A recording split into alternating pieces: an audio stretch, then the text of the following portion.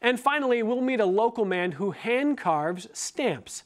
John Ballou, more widely known as Jack Bear, spends countless hours meticulously carving to create intricate stamps, both small and large.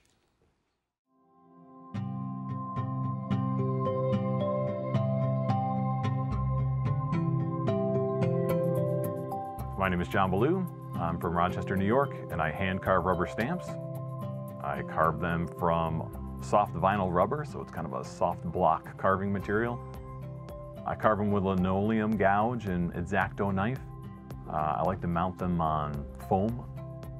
I think that gives a better impression when you go and stamp it. I got started in it because I got interested in this hobby called letterboxing.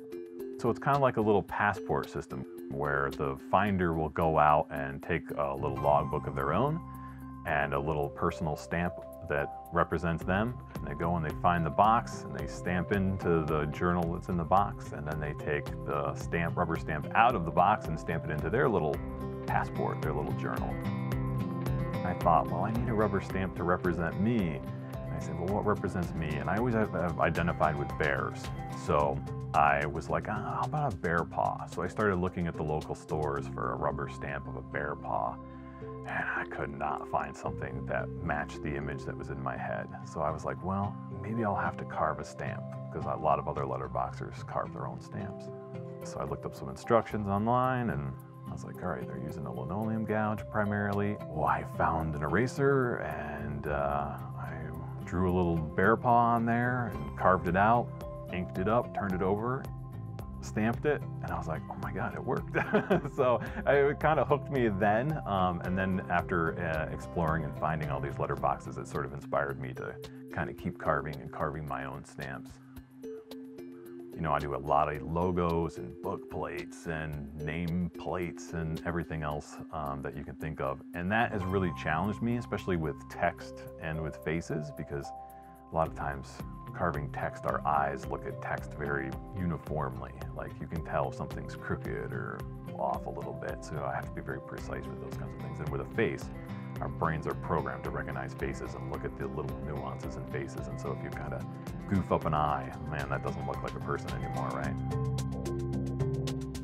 Stamps are positive and negative. They're black and white. There's only on or off. You have to make selections of what is going to be there and what isn't going to be there. How are the lines going to look? Do you want any movement in the stamp? Is there going to be any background in the stamp? Is it just going to be an image on its own, or is it part of, do I want it to look like an old woodcut? Do I want to leave a bunch of marks in there? When I'm doing the image selection, I'm really kind of looking for something bold and graphic. And when I'm transferring that image, I want to make sure that what I'm putting through is something. I like a lot of detail, so I want to leave a lot of detail in, but what is too much noise? You know, what is the background going to look like? Do I want it clean? Do I want it messed up? So, I mean, that's kind of, I guess, what the creative process is like. I primarily source an image. Oftentimes it's from a photograph. I'm drawing either electronically or on my iPad. I'll manipulate the photograph or draw over it and try to come up with a digital image of it. And then I print that out and transfer it over to the carving material.